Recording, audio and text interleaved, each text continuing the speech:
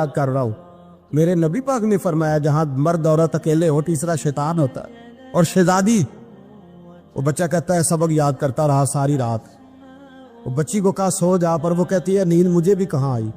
ऐसे मौकों पर नींद सारी रात सबक याद करता, थोड़ी थोड़ी देर के बाद चिराग जलता तो उस पर उंगली रखता, हाथ जलता तो पीछे खींचने, फिर दूसरी उंगली रखता, थोड़ी देर के बाद जलता तो खींचने, हाथ सारा जल गया। सुबह किरणें चमकी तो कहने लगा चल निकल जा, दौड़ जा, बस बड़ा सब्र का इम्तिहान हो गया, चली जा। शहजादी बाहर निकली, सिपाही ढूंढ रहे थे। बादशाह खुद जंगल में निकला हुआ था, मेरी बेटी मिल गई। बादशाह तन्हाई में जाके कहने लगा बेटा मैं दुनिया को बताऊंगा कि मेरी बेटी खोई नहीं थी, सिपाही साथ ही थे। ये बड़ा मुश्किल होता है, बेटी तो भूल के भी रात कहीं रह पड़े तो लोग जीने नहीं देते, तो बेटा मुश्किल हो जाएगा मेरे लिए। कहाँ थी? उसने कहा नेक नौजवान के पास। उसने कहा बेटा मैं तो तेरी बात मानूंगा पर दुनिया नहीं मानेगी। अगर उस नौजवान ने किसी को बता दिया कि तू उसके पास थी तो फिर लोग मेरा जीना मुहाल कर देंगे। बेटा मैं मर जाऊंगा, मेरी मजबूरी ये है कि वो कहीं राज ना उगल दे वो नौजवान, उसे कत्ल करना पड़ेगा। औरत ने मिन्नतें की, उस बेटी ने कहा मेरे मौसम को मारोगे, रोई। और वो कहने लगा मैं बादशाह हूँ, मेरा अपना वकार है, मैं उसको छोड़ नहीं सकता। गिरफ्तार कर लाए सिपाही। वक्त तय हो गया सजा का। अकेले कार कोठरी में रखा गया, जो उसके खास एतबार वाले थे उनकी ड्यूटी लगाई। बादशाह ने बुलाया, पहले बिलम आया। औरत कहने लगी, बेटी कहने लगी एक दफा तो बुलाओ ना, एक सवाल बस पर्दे में रह के पूछना है, और फिर जो आपका जी चाहे, मेरे मौसम को मारना तो है, तो मर्जी आपकी। सामने खड़ा किया, नौजवान पर्दे के पीछे, औरत खड़ी हो गई। बादशाह बीच बैठ गया। बीबी कहने लगी सारी रात बेदार मैं भी रही, सोया तू भी नहीं। वो जो तू चिराग के करीब हाथ लगा के जलाता था वो समझ नहीं आई। नौजवान रो पड़ा, कहने लगा क्या करूं, मैंने रसूलुल्लाह का दीन पढ़ा है, क्या करूं, मैंने हुजूर का दीन पढ़ा है। मैंने पढ़ा है कि जानी को सबसे नीचे दोज़ख के सबसे निचले दर्जे में जलाया जाए, उसे जहन्नमियों का पीप और रेशा पिलाया जाए, कंद खिलाया जाए। ये रवायतें पढ़ी हुई थी। थोड़ी थोड़ी देर के बाद शैतान मुझे कहता था बदकारी कर ले। मैं अपना हाथ उसी वक्त जब शैतान मशवरा देता तो मैं आग पे करता। मैं कहता अगर ये बर्दाश्त हो गई तो वो भी हो जाए। जब हाथ जलता तो मैं समझ जाता नहीं तुझसे तो ये नहीं बर्दाश्त होती, तो वो कैसे होगी। फिर मुझे शैतान मशवरा देता कोई देख नहीं रहा, तो बुलाने नहीं गया, खुद आई, मैं दूसरी उंगली लगा देता। मैंने हाथ जलाया और मैं समझ गया जब छोटे से चिराग की इतनी सी शमा की आग नहीं बर्दाश्त होती तो दोज़ख कैसे बर्दाश्त होगी। कहता मैं बाज आया। बादशाह ने ये कहानी सुनी, लफ्ज सुने तो चीख मार के रोया। कहने लगा तालिब इल्म तू तो मेरे नबी का सच्चा गुलाम है, और मेरे रसूल के जो सच्चे गुलाम होते हैं उन्हें फांसियां नहीं दी जाती, उन्हें तख्त पर बिठाया जाता है। अब तुझे सजा नहीं होगी, बल्कि मैं अपनी बेटी का निकाह तेरे साथ करूंगा और मेरे बाद इस सल्तनत का बादशाह भी तू ही बनेगा। अब वो नौजवान वहां नारे लगा रहा है, कहता लोगों तुम मुझे कहते थे दीन से क्या मिलता है, दीन से तो अल्लाह तख्त व ताज भी अता फरमा देता है। अगर नौजवान शर्मो हया वाले बन के रहे अल्लाह सारी इज्जतें दे देगा। देखे ना अल्लाह के फजल से इज्जत मिलती है, और जब कोई इज्जतदारों जैसा काम ही ना करे। एक बात और अर्ज करनी है पर वक्त थोड़ा रह गया। जवानों मैं ना जब कभी परेशान होता हूँ ना तो मैं ये वाली बात खोल के पढ़ता हूँ वाला, ये बात ढारस बनाती है, ढारस तवानाई देती है, पूरा मजमून बांधा है। आला हजरत कहते हैं बेरूपिया था, मदारी, रूप बदल बदल के दिखाया करता था, बादशाहों से इनाम लेता था। एक दिन औरंगजेब आलमगीर के पास आ गया, कहने लगा मैं रूप बदलूंगा, अगर आप पहचान ना सके तो मैं इनाम लूंगा। आपने फरमाया मैं कोई ऐसे वैसा बादशाह नहीं, काम मुझे धोखा देना मुश्किल है। कहा नहीं मैं रूप बदलूंगा। हजरत औरंगजेब आलमगीर बड़े नेक बादशाह गुजरे, बड़े परहेजगार। वो बेरूपिया कहने लगा मैं रूप बदलूंगा, आप नहीं पहचान सकेंगे। फरमाया चल जितना तेरे अंदर जोर है लगा ले। हजरत ने ऐलान किया कि मैंने फौजी भर्ती कर दे, 2 माह के बाद टेस्ट होगा। वो 2 महीने दौड़ता रहा, रंग रूप बनाता रहा, आया टेस्ट देने, 2-3 सिपाहियों का इम्तिहान लिया, उसकी बारी आई तो 10 रुपए दिए। कहने लगे तेरे आने जाने का कराया मैंने तुझे पहचान लिया है। कुछ दिनों के बाद जाने लगे सफर पर तो भिखारी आ गए खैरात मांगने। उसने भी सारे मुंह पर स्याही मार ली, कपड़े फाड़ लिए, सर के बाल मुड़ा लिए, भवे तक कटा ली, बदरंग होके आया। कासा आगे किया तो हजरत ने 10 रुपए डाले। कहने लगे तेरे आने जाने का कराया मैंने पहचान लिया है। कुछ दिन गुजरे तो टीचर की जरूरत थी। उसने मूछें बड़ी कर ली, दाढ़ी नकली लगा ली, सर पे जिना कैप पहन ली, एक शेरवानी ले ली और हाथ में छड़ी पकड़ के आया। कहने लगा मैं उस्ताद हूँ, 2-4 बंदों का इम्तिहान लिया, उसकी बारी आई तो 5 रुपए दिए, 10 रुपए दिए, का तेरा किराया मैंने पहचान लिया। 2 साल गुजर गए। वो जब भी आता हजरत पहचान लेते। एक दिन सफर पे जा रहे थे, बहुत बड़ा लश्कर था, जिहाद करने जा रहे थे औरंगजेब आलमगीर। तो देखा एक पहाड़ी है, पहाड़ी पे लोग जा भी रहे हैं, आ भी रहे। औरंगजेब आलमगीर पूछने लगे यहाँ क्या है? कहने लगे बाबा जी बैठे हैं, दुआ करते हैं, अल्लाह के नेक बंदे हैं।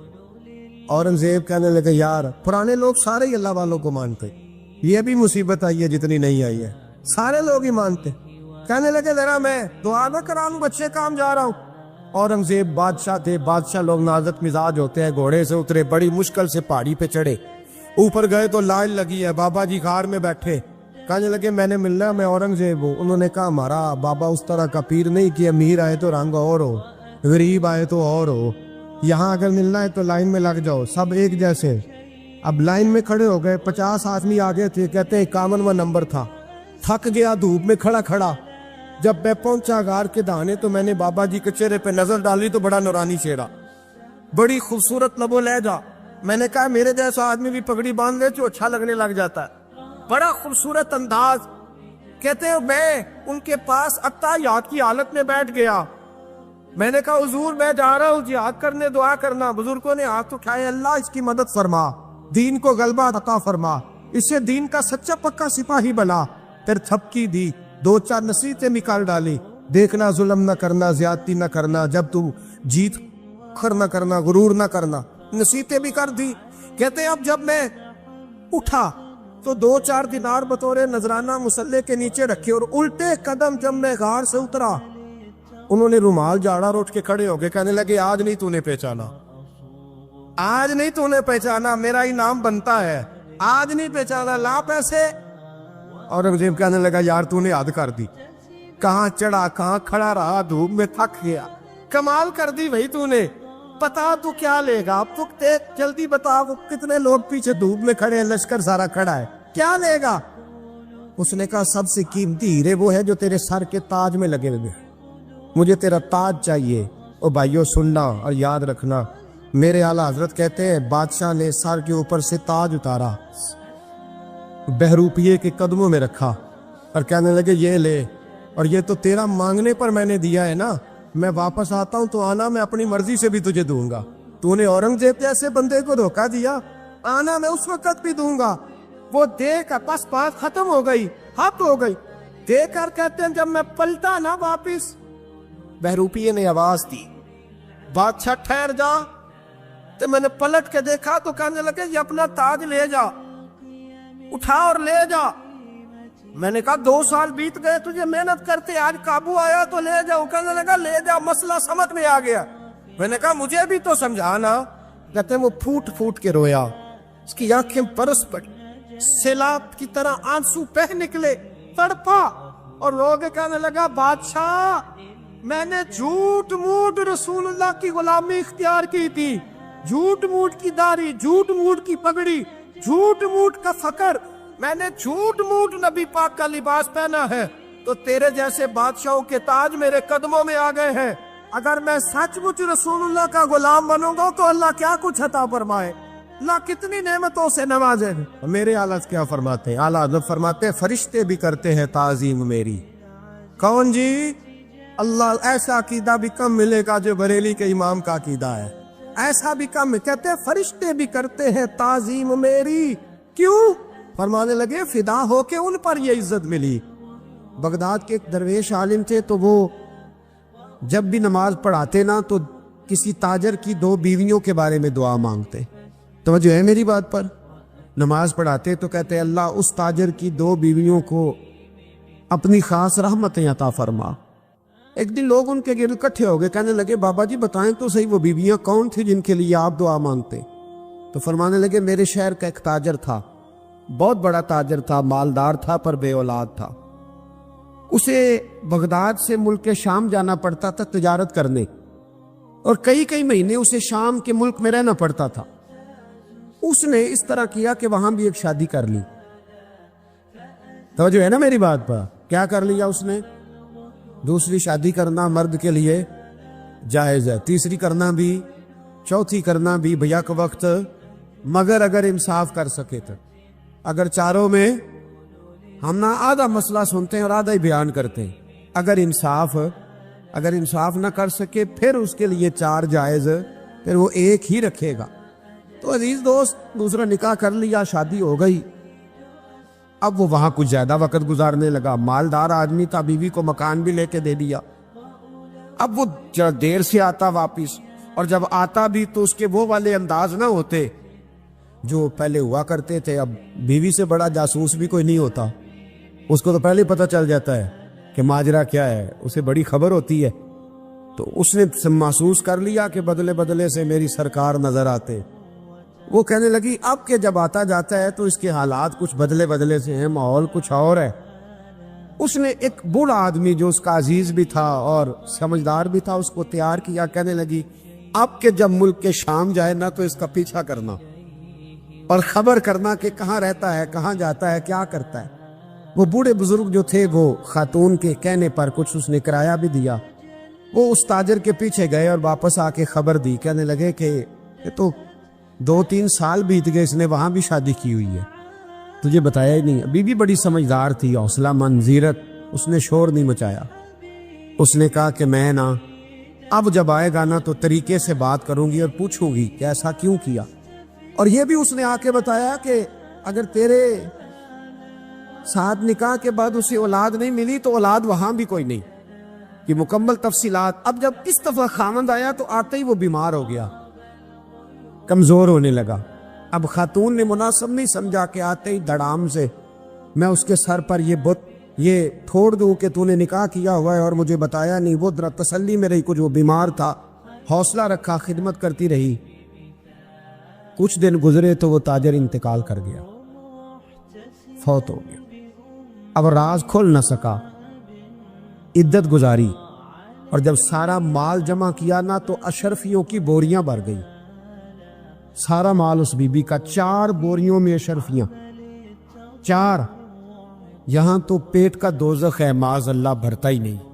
حل من مزید، حل من مزید۔ وہ جو کہتے تھے نا کہ بس باہر چلا جاؤں اور باہر میں کچھ تھوڑے سے پیسے کما کے 2-3 سال میں لوٹ آؤں گا، پھر یہاں آ کے کوئی کاروبار کروں گا، وہ گئے ہیں تو واپس نہیں آئے۔ وہ جو کہتے تھے نا بس میں نے اتنا سا کاروبار کرنا ہے کہ مکان بن جائے، انہوں نے 4 مکان بھی بنا لیے ہیں، لیکن بریک حل من مزید کی دوڑ ہے۔ اب 4 بوریاں اس عورت نے چھپائے رکھی، کوئی بندہ نہیں جانتا بغداد میں کہ ملک کے شام میں تاجر کی دوسری بیوی بھی ہے۔ جب وہ فارغ ہوئی تو اس نے اس بوڑھے جاسوس کو پھر بلایا اور 2 بوریاں اونٹ پہ رکھی، خود بھی ساتھ بیٹھی اور ملک کے شام گئی۔ اللہ اکبر۔ وہ بزرگ کہتے ہیں میں ایسے نہیں دعا کرتا، اس کو جا کے کہنے لگی میں اکیلی وارث نہیں ہوں، آدھے کی وارث تو بھی ہے، میں اکیلی وارث نہیں، یہ تقسیم وراثت ہے، آدھی کی وارث تو بھی ہے، تو رکھ اپنے پیسے، مجھے پتہ ہے اس نے نکاح کیا تھا پر مجھے بتایا نہیں تھا، تو رکھ اپنے پیسے، میں تجھے دے رہی ہوں، آدھے تیرے ہیں آدھے میرے ہیں۔ اس نے نظر اٹھائی تو رو پڑی، کہنے لگی نہیں اب یہ سارے تیرے ہی ہیں، اگر تو اللہ سے ڈرتی ہے تو میں بھی رب سے ڈرتی ہوں، اگر تو مصطفیٰ کریم کا کلمہ پڑھتی ہے تو میں بھی اسی نبی کی ماننے والی ہوں۔ کہا بات کیا ہے، میرا کیوں ہے سارا؟ تو وہ خاتون کہنے لگی وہ 2 سال 3 سال سے میرے ساتھ نکاح تھا اور اس نے بتایا تھا مجھے کہ میری بیوی بھی ہے، اور میں غریب تھی تو میرے والدین کو بھی بتایا تھا کہ میری دوسری شادی ہے، یہ مکان اس نے مجھے لے کے دیا تھا، میرے تمام اخراجات وہ پورے کرتا تھا، نان و نفقہ کا خیال رکھتا تھا، لیکن اب کہ جب وہ آیا تو وہ بیمار تھا۔ اس نے مجھے بتایا کہ مجھے طبیب نے بتایا ہے کہ میں شدید بیمار ہوں، شاید بچ نہ سکوں۔ تو کہنے لگی وہ مجھے کئی لاکھ روپے بھی دے گیا اور جاتے دفعہ مجھے طلاق بھی دے گیا، فارغ کر گیا۔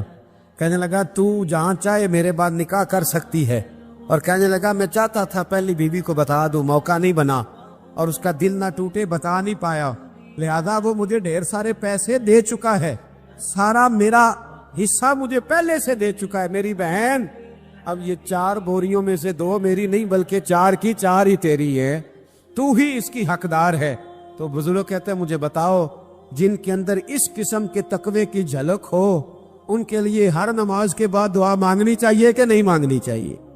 حضرت عمر کے زمانے میں نا ایک نوجوان تھا، نیک تھا، مسجد جایا کرتا تھا رات کو، تو مسجد جا رہا تھا تو رستے میں ایک عورت نے دعوت گناہ دی، ابن عساکر نے اس کو لکھا ہے۔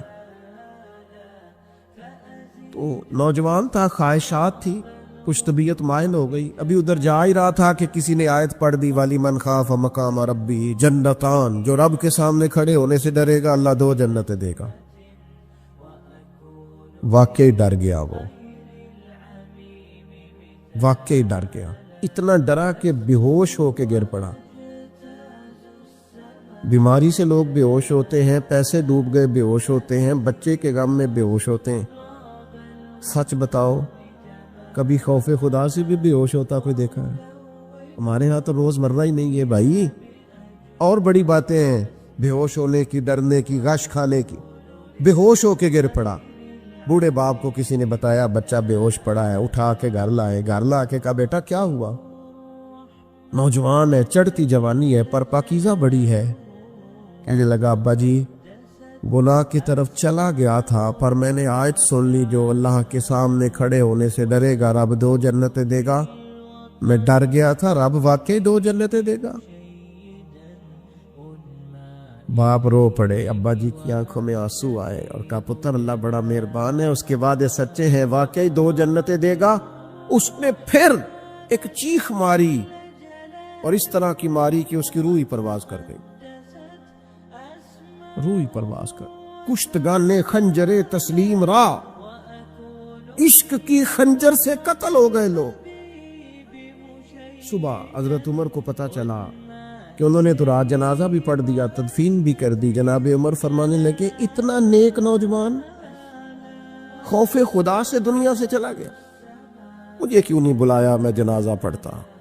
فاروق اعظم فرما رہے ہیں میرا شوق تھا میں اس کا جنازہ پڑھتا۔ کہا حضور آپ کو تکلیف نہیں دی؟ فرمایا بتاؤ قبر کہاں ہے؟ تے کامل پیر اونا دے باہو قبر جنا دی جیوے۔ حضرت فاروق اعظم قبر پہ تشریف لے گئے اور کھڑے ہو کے فرمانے لگے نوجوان مجھے امید ہے میرے رب نے تجھے 2 جنتیں دی ہوں گی۔ ابن عساکر کھول کے دیکھو تاریخ بغداد نے کیا لکھا ہے، حضرت سیدنا فاروق نے فرمایا امید ہے 2 جنتیں دی ہوں گی، قبر کے اندر سے بولا کامل پیرو نہ دے باہو قبر جنا دی جیوے، قبر کے اندر سے بولا۔ کہنے لگا حضور امید والی بات نہیں، رب کے وعدے سچے ہیں، اس نے واقعی مجھے 2 جنتیں عطا فرمائی، 2 جنتیں دی ہیں، میں نے اپنے مالک کو راضی پایا۔ ہمارے صوفیاء تصوف میں ایک جملہ بولتے ہیں کہ تیرا تو فقر فقر بوزر ہے، یعنی جن کو صحیح درویش کہتے ہیں نا، صحیح درویش۔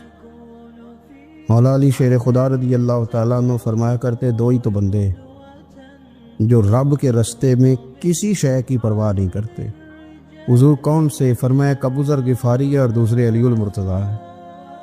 مولا علی فرمایا کرتے یہ نا مسلمانوں میں سے چوتھے یا 5ویں مسلمان ہیں، شروع سے ایک سلیم الطبع آدمی، کچھ لوگ طبعاً بڑے نفیس ہوتے ہیں، طبعاً اللہ کی طرف سے شروع سے ہی۔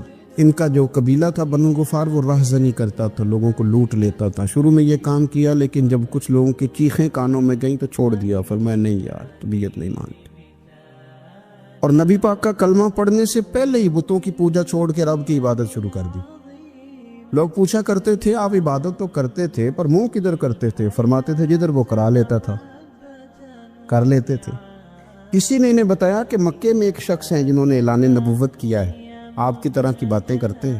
انہوں نے اپنے بھائی کو بھیجا، ان کا نام انیس تھا، پتہ کر کے واپس آئے، بھائی کہنے لگے ابو ذر ان کا نام جندب ہے، اصل میں ذر ان کے بیٹے کا نام ہے اور کنیت سے زیادہ معروف ہیں، ابو ذر غفاری کہلاتے ہیں۔ فرماتے ہیں کہ بھائی نے آ کے بتایا کہ وہ نیکی کا حکم دیتے ہیں، برے کاموں سے منع کرتے ہیں، صلہ رحمی کا پیغام دیتے ہیں، لیکن لوگ سارے مخالف ہیں۔ یہ چیز بھی بڑی کاؤنٹ ہوتی ہے، اسے نہ کاؤنٹ کیا کریں۔ لوگوں کی ترجیحات بدلتی ہیں، صبح کچھ دوپہر کچھ شام کچھ، اسے نہ کاؤنٹ کریں۔ انہوں نے اس بات کو کاؤنٹ کر کے بتایا کہ لوگ ان کے جو ہے نا وہ مخالف ہیں سارے۔ تو حضرت ابو ذر غفاری کہنے لگے مجھے تسلی نہیں ہوئی، میں خود جا کے پتہ کروں گا۔ کہتے ہیں مکہ شریف آیا تو کسی ایسے آدمی سے پوچھ بیٹھا، میں تو کچھ اور سمجھا تھا، وہ کچھ اور نکلا۔ مکے والوں نے بڑا مارا۔ مکے پہنچ کے پہلی جو چیز ملی وہ مار کھانے کی تھی۔ اب میں ڈرتے کسی سے پوچھتا ہی نہ، بھوک بھی بڑی تھی، رہنے کو جگہ نہیں تھی، حرم شریف میں لیٹا رہتا تھا۔ میرے نصیب دیکھو، مجھے ایک شخص نے آ کے ہلایا، کہنے لگے اگر مناسب سمجھیں تو میں آپ کو دیکھ رہا ہوں کافی دیر سے، آپ کوئی پردیسی ہیں، آپ کا اپنا مہمان نہ بنا لوں؟ تو میں نے کہا آپ کا کیا نام ہے؟ کہنے لگے میرا نام ہے علی ابن ابی طالب۔ کہتے ہیں مولا کائنات گھر لے گئے، کھانا بھی کھلایا، جگہ بھی دی، سونے کو خدمت بھی کی، لیکن چونکہ میں تو پہلے ایک سے پوچھ کے مار کھا بیٹھا تھا، میں نے پوچھا نہیں میں کدھر آیا ہوں۔ رات رہے، اگلی رات بھی رہے، لیکن میں نے بتایا نہیں میں کس کام آیا ہوں۔ حضرت ابو ذر غفاری رضی اللہ تعالیٰ عنہ کہتے ہیں خود ہی مولا علی نے پوچھا بتا سکتے ہو کیسے آئے ہو؟ میں نے کہا راز رکھ لو گے؟ فرمایا بڑا کشادہ سینہ دیا رب نے مجھے۔ تو بات تو کہنے لگے یار میں تو محمد مصطفیٰ کی زیارت کرنے آئے صلی اللہ تعالی علیہ وسلم۔ یہ بے نیاز لوگوں میں سے ہیں حضرت سیدنا ابو ذر غفاری۔ میں حضور کی زیارت کے لیے ہوں۔ حضرت علی کہنے لگے سویرے لے چلوں گا۔ انسان بزدل نہیں ہوتا، ہر انسان بزدل نہیں ہوتا، اور بلا وجہ ٹکراؤ کی پالیسی بنا لینا یہ بھی سیانے لوگوں کا کام نہیں۔ حکمت کے تقاضوں کے مطابق چلنا یہ بھی دلیر لوگوں کا ہی کام ہوتا ہے۔ حضرت مولا علی کہنے لگے صبح لے کے چلوں گا، پر حالات ٹھیک نہیں، شرارتی لوگ ہر جگہ ہوتے ہیں۔ اگر کوئی شرارتیوں کا ٹولہ ملا نا جو کھڑا ہوگا جاسوسی کرنے کے لیے کہ حضور کی طرف کون کون جا رہا ہے، تو میں نیچے جھکوں گا جوتے کا تسمہ ٹھیک کرنے کے لیے، لیکن آپ نے نہیں کھڑے ہونا، آپ نے چلتے رہنا ہے تاکہ کسی کو شک نہ ہو۔ کہتے اس ترتیب سے حضرت علی مجھے لے کے گئے، میں حضور کی بارگاہ میں پہنچا۔ مولا علی کہتے ہیں بڑے بڑے لوگ سوال کرتے تھے، پر یہ شروع سے سلیم الطبع تھے، مجھے کہہ لینے دینا، انہوں نے ماننا ہوتا ہے وہ لمبے سوال کرتے ہی نہیں۔ مان جو لیا تو لمبے سوالوں کی ضرورت ہی کوئی نہیں۔ کہتے ہیں لوگ بڑے بڑے سوال کرتے تھے، پر ابو ذر نے 2-3 باتیں پوچھی اور آگے جا کے کہنے لگے حضور ہاتھ بڑھائیں، مجھے کلمہ پڑھائیں۔ نبی پاک صلی اللہ علیہ وسلم نے کلمہ پڑھایا، فرمایا باہر جا کے نا ابھی ذکر کرنا کہ تم مسلمان ہو گیا، یہ ماریں گے۔ عرض کی حضور انہیں مارنے دے، میں آیا بھی مار کھانے ہے، انہیں مارنے دے نا۔ پڑا فلک کو کبھی دل جلوں سے کام نہیں، دار دل بھی نے کہا تھا پڑا فلک کو کبھی دل جلوں سے کام نہیں، اور جلا کے راکھ نہ کر دوں تو داغ نام نہیں۔ ماری تو کھانے آئے ہیں، مارنے دے، کرنے دے زور جتنا لگانا ہے لگانے دے۔ باہر جا کے اعلان کیا، مکے والوں نے مارا، اتنا مارا کہ بے ہوش ہو گئے۔ پھر کسی نے بتایا کہ تم نے گزرنا بھی ہے ان کے علاقے سے، بنو غفار سے، پھر ان کا پتہ بھی ہے یہ لوگ بڑے سخت ہیں۔ پھر چھوڑا۔ تپن بڑے جلالی تھے، زاہد مزاج تھے، فرماتے تھے کہ جو تمہاری ضرورت سے زیادہ ہے وہ سارا صدقہ کرو۔ کنز کے معاملے میں ان کا رویہ یہ تھا، صرف حضرت صدیق اکبر کو کچھ نہیں کہا انہوں نے، باقی حضرت عمر جیسے آدمی کو بھی کھڑا کر کے کہہ لیتے تھے یہ مال کیوں رکھا ہوا ہے خزانے میں، بانٹتے کیوں نہیں سارا؟ اور جناب عثمان غنی رضی اللہ تعالیٰ عنہ کے ساتھ تو باقاعدہ کئی دفعہ اس موضوع پر گفتگو کی۔ وہ کہتے تھے کہ جب اللہ کہتے ہیں قرآن میں کہ مال دولت جمع نہیں کرنی، تو وہ جو لوگ تھے وہ بھی بڑی شانوں والے تھے، وہ کہتے تھے کہ اللہ نے جب زکوٰۃ فرض کی تو مال جمع ہوتا ہے تو زکوٰۃ فرض ہوتی ہے نا، یا فطرانے کا کہا تو مال ہوتا ہے تو فطرانہ آتا ہے نا۔ تو آپ جو کہہ رہے ہیں وہ ٹھیک ہے، پر آپ اعلیٰ بات کر رہے ہیں تقوی کی، سارا بانٹو۔ تو حضرت ابو ذر غفاری کہتے تھے چلو ٹھیک ہے تمہاری بھی بات مان لیتا، پر یہ بتاؤ مدینے والے کا اپنا طریقہ کیا ہے؟ کہ بھئی حضور کا طریقہ تو وہی ہے جو آپ بتا رہے ہیں۔ تو فرمانے لگے پھر اس رستے نہ چلے جو رستہ مدینے والے رسول کا ہے، اور حضور سے نبی پاک سے عشق کرتے بڑا کھل کے۔ یہ صحابہ صفہ میں سے تھے۔ کلمے پڑھنے کے بعد چونکہ طبیعت جلالی تھی تو حضور نے بھیج دیا، فرمایا واپس جاؤ اپنے قبیلے میں تبلیغ کرو۔ واپس گئے، بھائی کو مسلمان کیا، والدہ کو مسلمان کیا، قبیلہ سارا مسلمان کیا، وہیں رہے۔ ہجرت مدینہ کے بعد آئے تبوک کے موقع کے قریب، اور حضور نے صحابہ صفہ میں رکھ لیا۔ نوکری کرتے مدینے والے رسول کی، دلیر آدمی تھے، بڑا قبیلہ تھا، پر ڈیوٹی کرتے، ڈیوٹی خدمت کرتے۔ ایک بیٹا تھا زار اس کا نام تھا، اس کی ڈیوٹی لگائی تم نے میرے نبی پاک کے اونٹ چرانے۔ ڈاکو آئے تو صاحبزادہ اونٹوں کی اونٹنیوں کی حفاظت کرتے شہید ہو گیا۔ اور یہ انوکھا بندہ ہے جس نے شرط لگائی تھی کہ میں نے کالی سیاہ رنگ کی عورت سے شادی کرنی ہے۔ انوکھا بندہ ہے۔ ایک بیٹی تھی، ایک بیٹا، بیٹا شہید ہو گیا، بیوی سے کہا تم نے نبی پاک کے گھر میں خدمت کرنی ہے، حضور کے گھر والوں، اور میں نبی پاک کی نوکری کروں گا۔ حضور کی خدمت کرتے، ہر وقت خدمت میں رہتے، اور حضور جب آتے نا، صحابہ صفہ میں یہ شامل تھے جو لوگ دین سیکھتے، حضور جب آتے تو سب سے پہلے آ کے حضرت ابو ذر غفاری کا پوچھتے، بلائیں، اور جب بات کرتے حضور تو بار بار ان کو مخاطب کر کے بات کرتے۔ حضرت ابو ذر غفاری رضی اللہ تعالیٰ عنہ کا نبی پاک سے اتنا پیار کہ ہماری بھی مشکل حل کر دی۔ ابو داؤد شریف میں موجود ہے، ایک دن کہنے لگا یا رسول اللہ صلی اللہ علیہ وسلم، اگر کوئی بندہ کسی سے پیار بڑا ہی کرے پر اس جیسے عمل نہ کر سکے، کوشش کرے کرنا، لوگ ہمیں کہتے ہیں نا کہ پیار بڑا، عمل بھی تو کرو نا، بھی کرنا چاہیے، پر انسان ہے نا، غلطی بھی تو ہو ہی جاتی ہے۔ اب ہم عمل نہیں کر سکتے تو تم ہمیں پیار بھی نہیں کرنے دو گے، مہربانی کرو پیار تو کرنے دو نا۔ حضرت ابو ذر غفاری نے کہا، ابو داؤد شریف میں موجود ہے، یا رسول اللہ صلی اللہ تعالیٰ علیہ وآلہ وسلم، حضور پیار بڑا کرے پر ان جیسے عمل نہ کرے تو حکم کیا ہے؟ تو حضور نے فرمایا پیار سچا کرے، اللہ قیامت کے دن جس سے محبت کرے گا نا اس کے ساتھ ہی دونوں کو اکٹھا فرما دے گا۔ تو حضرت ابو ذر نے فوراً کہا، حضور پھر مجھے آپ سے بھی بڑا پیار ہے، رب سے بھی بڑا پیار ہے۔ فرمایا فکر نہ کرنا، جنت میں اکٹھے ہی جائیں گے۔ اتنی محبت رسول پاک کی ذات کے ساتھ، حضور کی نوکری کرنا۔ ایک دن خدمت کرتے کرتے سو گئے، حضور مسجد میں آئے پتہ کرنے کہ ابو ذر آرام کر رہا ہے۔ یہ بھی مزہ ہوتا ہے، خیال رکھنا اپنے درویشوں کا، کیا کھایا کیا پیا، کہاں سوئے۔ حضور رات کو آئے، یہ سوئے ہوئے، فرماتے ہیں حضور نے میرا انگوٹھا ہلایا، میں اٹھ کے بیٹھ گیا، حضور بھی میرے پاس بیٹھ گئے، اور میں ابو ذر بڑا پیار کرتے ہو، سونے آپ کو پتہ ہی ہے، کہ یار تو بڑی نوکری کرتا ہے، ایک دن وہ بھی آئے گا جس دن تجھے میری مسجد اور میرے شہر سے جانا پڑے گا، پھر کیا کرو گے؟ تو عرض کی حضور کسی کی طاقت ہے مجھے آپ کے شہر سے نکالے؟ میں تلوار نکال لوں گا۔ نبی پاک نے فرمایا تلوار نہ نکالنا، جہاں تمہیں بھیجا جائے چپ کر کے چلے جانا۔ حضور کب تک؟ فرمایا جب تک اللہ تیری اور میری ملاقات نہیں کرا دیتا، یعنی وصال تک۔ یہ واحد شخص ہے کہ حضور کے وصال ظاہری کا وقت آ گیا تو فرمایا کوئی میرے ابو ذر کو بلاؤ۔ جب یہ آئے تو حضور لیٹے ہوئے تھے، یہ جھکے نبی پاک کی طرف، حضور میں حاضر ہو تو حضور نے پکڑ کے سینے کے ساتھ لگا لی۔ میرے رسول پاک صلی اللہ علیہ وسلم کی خدمت میں ایک دفعہ عرض کرنے لگے، حضور مجھے صوبے کا گورنر بنا دے۔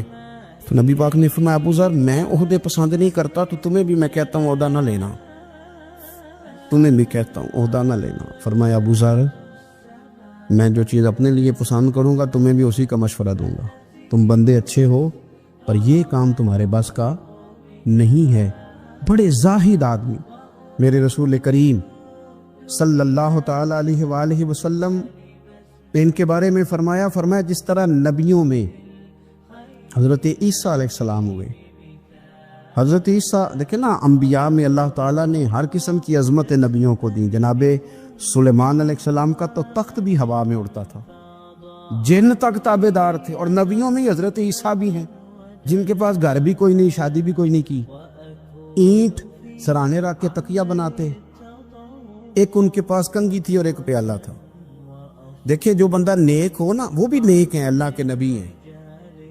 آپ اپنا تقوی مسلط نہیں کریں گے، جو وہ کر رہے ہیں وہ بھی مخلص ہو کے کر رہے ہیں۔ حکومتیں جو چلانی ہیں تو وہ کس نے چلانی ہے؟ اگر نیک بندے نہیں آئیں گے تو غلط لوگ آئیں گے، قوموں پہ ظلم کریں، وہ بھی اپنی جگہ ٹھیک ہے، لیکن یہ جو کر رہے ہیں یہ بات بھی اپنی جگہ بالکل ٹھیک ہے۔ ہم پتہ کیا کرتے ہیں، ہم چیزوں کو مسلط کرتے ہیں، ایک دوسرے پر مسلط نہیں کرے چیزوں کو۔ آپ جو کر سکتے ہیں، جو رستہ آپ کو صحیح لگتا ہے اختیار کر لیں، یہی تو ہمارے دین کا حسن ہے کہ سارے رستے واضح کر کے ہمیں دکھاتا ہے۔ حضرت عیسیٰ علیہ السلام نے ایک دن دیکھا کہ ایک بندہ نا انگلیوں کے ساتھ اپنے بال سیدھے کر رہا ہے، تو آپ نے فرمایا یار کنگھی کے بغیر بھی کام چل سکتا ہے، کنگھی بھی خیرات کر دی۔ دیکھا ایک بندہ ہاتھ کا تکیہ بنا کے لیٹا ہے، تو فرمایا اینٹ بھی دے دو کسی کے کام آ جائے۔ ایک دن دیکھا کہ ایک بندہ نا یوں چلو میں پانی پی رہا ہے، فرمایا پیالہ بھی رہنے دو، اس کے بغیر بھی کام چل ہی جاتا ہے۔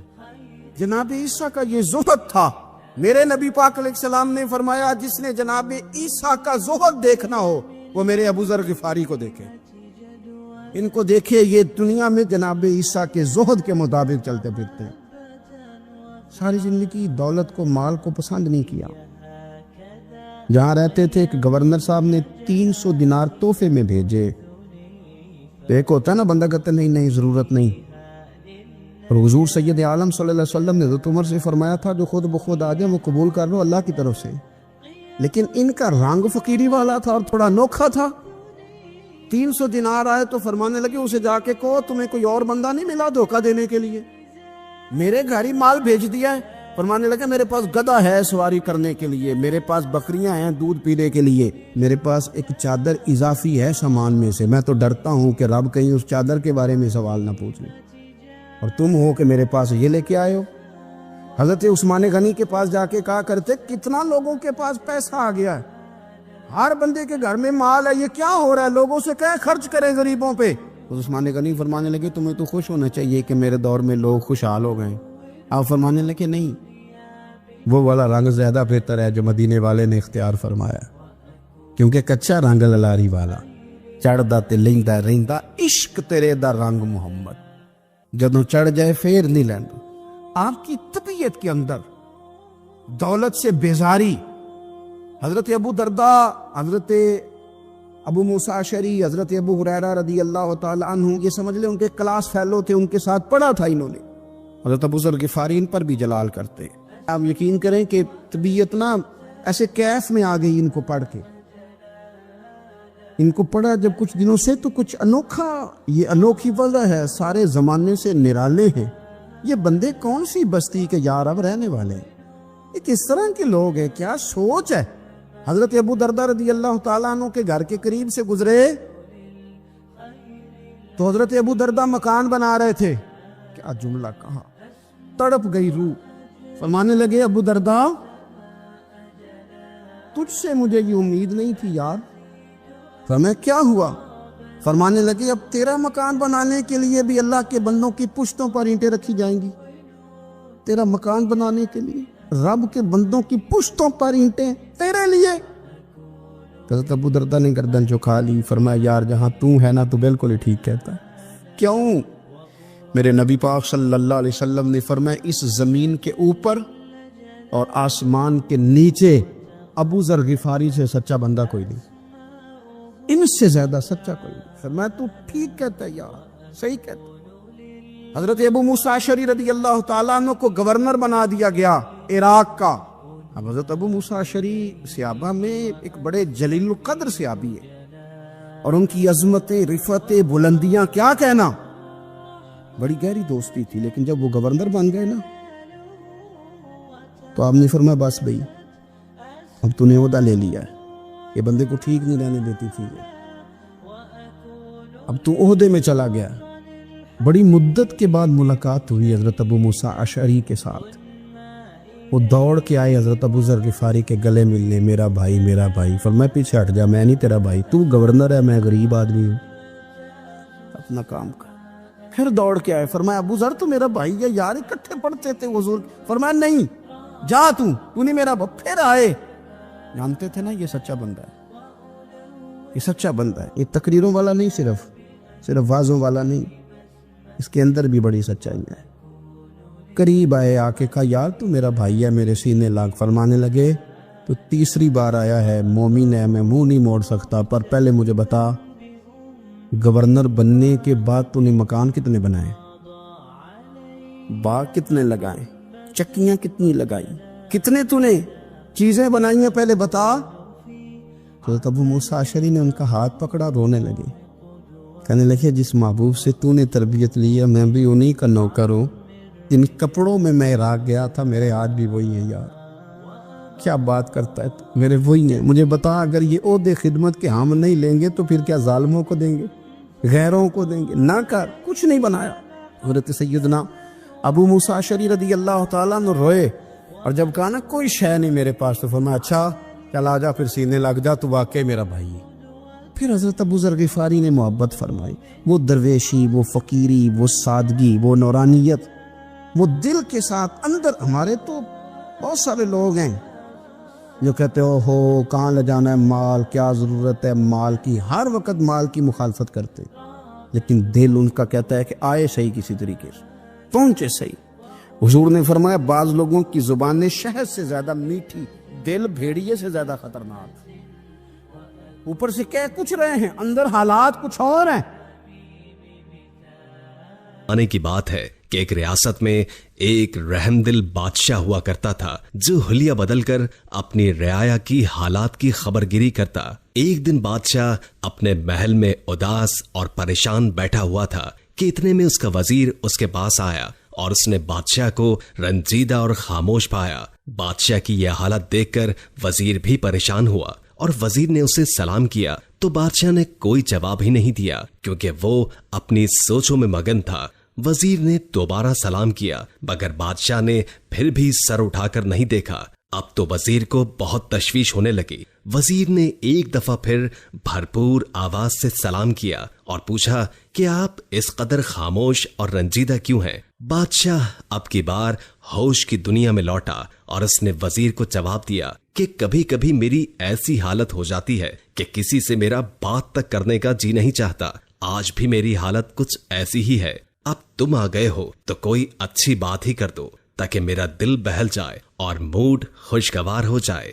वजीर ने कहा कि बादशाह सलामत, आपकी याद दहानी के लिए ये अर्ज करता चलूं कि आपके शहर में आज गश्त का दिन है। इसी तरह आपका दिल भी बहल जाएगा और अगर मुनासिब समझें तो लिबास बदलकर शहर में चलें, वरना हम फिर किसी और रोज चलते हैं। बादशाह ये सुनकर बोला कि नहीं, हम आज ही चलेंगे और फिर वजीर से ये कहकर वो तैयार होने चल दिया। फिर थोड़ी ही देर के बाद इन दोनों ने अपने लिबास तब्दील किए और भेस बदलकर महल के खुफिया दरवाजे से निकलकर शहर की तरफ चल पड़े। वो यहाँ वहां मुख्तलिफ गलियों में चलने लगे थे कि रास्ते में पहुंचकर उन्होंने देखा कि एक नाबीना फकीर खड़ा हुआ है। ये दोनों उसकी तरफ बढ़े। आहट सुनकर सदा लगाई तो बादशाह ने एक सिक्का निकालकर फकीर के हाथ में रख दिया और आगे बढ़ने लगे तो फकीर ने उसका दामन पकड़कर कहा कि जिस तरह तुमने मुझसे हमदर्दी करते हुए सिक्का दिया है, इसी तरह मेरे मुंह पर एक थप्पड़ भी लगा दो। बादशाह ये अजीब व गरीब ख्वाहिश सुनकर बड़ा हैरान हुआ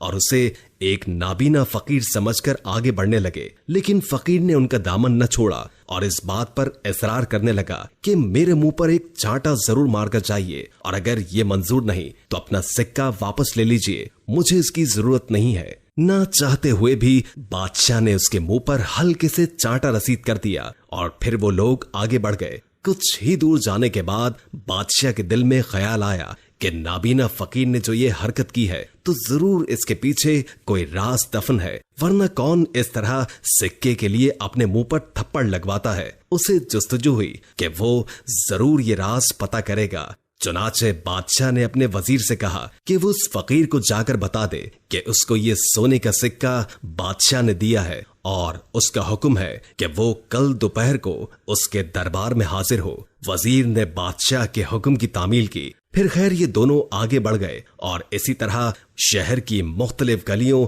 और बाजारों में घूम फिर कर लोगों के हालात और मसाइल मालूम करने लगे। उन्होंने शहरियों से हुकूमती कारिंदों के हवाले से बातचीत भी की। फिर बादशाह और उसका वजीर काफी देर शहर में गुजारने के बाद खुफिया रास्ते से महल में वापस आ गए। अगले दिन दोपहर को वही नाबीना फकीर बादशाह के दरबार में हाजिर हुआ। बादशाह ने फकीर से पूछा कि तुम्हारा नाम क्या है और तुमने सवाल करने के बाद अपने मुंह पर चांटा क्यों लगवाया? ये कैसा माजरा है? अंधे फकीर ने सवाल सुनकर बड़े अदब से जवाब दिया कि जनाब आली, मैं आपके इसी शहर का रहने वाला हूँ। मेरे बाप ने मरते वक्त जो रुपया पैसा छोड़ा था वो मैंने फजूल खर्ची में बहुत जल्द उड़ा दिया और फिर तंगदस्त हो गया। फिर मेरी बीवी ने मेरी ये नामाकूली और फजूल खर्ची पे नजर रखकर उसने मुझे समझाया और मैंने उसके कहने पर 2 ऊंट खरीदे और तिजारत को अपना पेशा बना लिया। जल्द ही मेरे काम में बड़ी तरक्की हुई और रफ्ता रफ्ता मेरी माली हालत बेहतर से बेहतर होती चली गई और मैं खुशहाल हो गया। अब मेरे पास 80 ऊंट थे और मेरा काम बहुत अच्छा चल रहा था। एक दिन सौदागर का माल लेकर मैं बंदरगाह पर पहुंचाकर वापस शहर आ रहा था कि रास्ते में एक जगह पर कुछ देर आराम करने के लिए बैठ गया। ऊंटों को भी मैंने उनके चरने के लिए छोड़ दिया। कुछ ही देर गुजरी थी कि एक दरवेश मेरे पास आया और बैठ गया। سلام دعا کے بعد ہم آپس میں باتیں کرنے لگے، ایک دوسرے سے واقفیت ہوئی، پھر ہم نے ساتھ ہی کھانا کھایا۔ اسی دوران درویش نے مجھ سے کہا کہ اس جگہ کے قریب جو پہاڑی ہے اس میں اتنا بڑا خزانہ چھپا ہوا ہے کہ اگر تم اسے اپنے سارے اونٹوں پر بھی لاد دو تو بھی وہ کم نہیں ہوگا۔ یہ سن کر میں لالچ کے گھیرے میں آ گیا اور میں نے کہا کہ یہ خزانہ مجھے بھی دکھائیے۔ درویش نے کہا کہ میں اس شرط پر تمہیں یہ خزانہ دکھا سکتا ہوں کہ جب تم اپنے آدھے اونٹ مجھے دے دو۔ میں نے دل میں سوچا کہ اپنے ان 80 اونٹوں میں سے 40 اونٹ اس درویش کو دے دوں گا تو بھی 40 اونٹ میرے پاس بچیں گے۔ خزانے سے بھرے یہ 40 اونٹ بھی میری کئی پشتوں کے لیے کافی ہوں گے۔ اتنا بڑا خزانہ 40 اونٹوں کے بدلے میں مل رہا ہے تو یہ سودا کچھ برا بھی نہیں ہے۔ چنانچہ یہ سوچ کر میں نے درویش سے کہا کہ مجھے تمہاری یہ شرط منظور ہے۔ اس پر درویش نے مجھ سے کہا کہ میں اونٹ لے کر اس کے پیچھے پیچھے چلوں۔ ابھی ہم تھوڑے ہی دور گئے ہوں گے کہ ایک پہاڑی درہ نظر آیا۔ یہ درہ چونکہ بہت ہی تنگ تھا اس لیے اونٹوں کو ایک قطار میں کر کے میں درویش کے پیچھے اس میں داخل ہو گیا۔ کچھ دور چلنے کے بعد درویش رک گیا اور کہنے لگا کہ ہم خزانے تک پہنچ گئے ہیں، اونٹوں کو یہاں بٹھا دو۔ میں نے اس کے کہنے پر اونٹوں کو ادھر ہی بٹھا دیا۔ پھر وہ مجھے اپنے ساتھ لے کر آگے چلا۔ چند قدم چل کر اس نے لکڑیاں جمع کر کے آگ جلائی اور آگ پر کوئی خوشبودار صفوف چھڑک کر کچھ پڑنے لگا جسے میں سمجھ نہ سکا۔ کچھ ہی لمحوں کے بعد اچانک زمین لرزنے لگی اور ایک جگہ سے پھٹ گئی۔ جس جگہ یہ زمین پھٹی وہاں پر ایک عالی شان دروازہ نظر آیا۔ درویش نے مجھے اشارہ کیا کہ آؤ اور پھر ہم دونوں اسی دروازے میں داخل ہو گئے۔ جب میں دروازے کے اندر گیا تو میری آنکھیں حیرت سے پھٹی کی پھٹی رہ گئیں۔ ہر طرف ہیرے جواہرات کے انبار لگے ہوئے تھے۔ میں اس کو دیکھتے ہی لالچیوں کی طرح چمٹا اور یہ زر و جواہرات اپنے اونٹ پر لادنا شروع کر دیا۔ جب سارے اونٹ بھر گئے اور ہم واپس جانے لگے تو درویش نے چاندی کی ایک ڈبیا ایک صندوق سے نکالی اور اپنی جیب میں رکھ لی۔ اس کے بعد اس نے پھر کچھ پڑھنا شروع کیا جس کو میں سمجھ نہ سکا۔ ابھی ہم دروازے سے نکلے ہی تھے کہ زمین پھر ہلی اور خزانے کا دروازہ خود بخود بند ہو گیا۔ ہم پھر اسی درے میں پہنچ گئے جہاں سے گزر کر آئے تھے۔ درے سے نکل کر درویش اپنے 40 اونٹ لے کر ایک طرف کو چلا اور میں اپنے باقی 40 اونٹ لے کر بغداد کی طرف روانہ ہو گیا۔ بادشاہ سلامت میں چند قدم آگے ہی گیا ہوں گا کہ لالچ نے مجھے کھیل لیا اور میرے دل میں خیال آیا کہ بلا وجہ میں نے 40 اونٹ اسے دے دیے۔ وہ تو درویش ہے، اسے دولت کی کیا ضرورت ہے؟ لہٰذا میں واپس آ گیا اور اس سے بات کر کے 20 اونٹ واپس لے لیے۔ اب میرے پاس 60 اونٹ ہو گئے تھے۔ میں آگے چلا تو لالچ نے پھر میرے دل میں دستک دی، لہٰذا میں پھر واپس آ گیا اور درویش کو ڈرا دھمکا کر 10 اونٹ اور واپس لے لیے۔ پھر اسی طرح میں نے اپنے سارے اونٹ اس سے واپس لے لیے۔ اب درویش خالی ہاتھ چل پڑا تو میرے دل میں خیال آیا کہ اس کی جیب میں چاندی کی ایک ٹبیا تھی، ضرور اس میں کوئی خزانہ چھپا ہوا ہے۔ میں پھر اس کے پاس گیا اور اسے ڈرا دھمکا کر وہ چاندی کی ڈبیا لینے کی کوشش کی۔ پہلے تو اس نے انکار کیا تو پھر مجھے یقین ہو گیا کہ ضرور اس میں کوئی خزانہ چھپا ہوا ہے، لہٰذا میں نے اس سے وہ ڈبیا چھین لی۔ میں نے اسے کھولا تو اس میں سرما پڑا ہوا تھا۔ میں نے اس سرمے کا راز اس سے پوچھا تو اس نے بتایا کہ دائیں آنکھ میں سرما لگانے سے زمین کے خزانے نظر آنے لگتے ہیں۔ میں نے فوراً سرما اپنی دائیں آنکھ میں لگایا تو واقعی مجھے زمین میں چھپے خزانے نظر آنے لگے۔ تو اس نے مجھے بتایا کہ تم اس سرمے کو بائیں آنکھ میں مت لگانا ورنہ بہت نقصان اٹھاؤ گے۔ میں لالچ میں اندھا ہو رہا تھا، لہٰذا میں نے اس کی بات نہ سنی اور سرما اپنی بائیں آنکھ میں بھی ڈال دیا، جس کو لگاتے ہی میں اندھا ہو گیا۔ مجھے کچھ نظر نہیں آ رہا تھا۔ میں زور زور سے چلانے لگا کہ مجھ سے میرا سب کچھ لے لو مگر مجھے میری بینائی واپس کر دو۔ مگر اب مجھے میرے لالچ کی سزا مل چکی تھی۔ وہ درویش میرے سارے کے سارے اونٹ اور چاندی کی ڈبیا لے کر چلتا بنا اور میں وہیں ٹھوکرے کھانے لگا۔ پھر گرتا پڑتا شہر میں آ گیا اور اس دن سے آج تک بھیک مانگ کر زندگی گزار رہا ہوں۔ اب مجھے جو کوئی بھی رقم دیتا ہے تو میں خود کو سزا دینے کے لیے اپنے منہ پر چانٹا ضرور لگواتا ہوں۔ بادشاہ نے فقیر کی دردناک کہانی سن کر کہا کہ تمہارا تو بڑا عبرتناک انجام ہوا ہے۔ یقیناً لالچ کا انجام برا ہی ہوتا ہے۔ बादशाह बड़ा रहमदिल था। उसने कहा कि आज से तुम्हें शाही खजाने से कुछ रकम मिलती रहेगी जो तुम्हारे गुजर बसर के लिए काफी होगी, लिहाजा तुम आज से भीख मांगना बंद कर दो। फिर फकीर बादशाह को दुआएं देता हुआ दरबार से चला गया। दोस्तों, जब भी हम लालच में कोई भी काम करते हैं तो लालच की एक ना एक दिन सजा हमें जरूर मिलती है, क्योंकि लालच में हम सबसे ज्यादा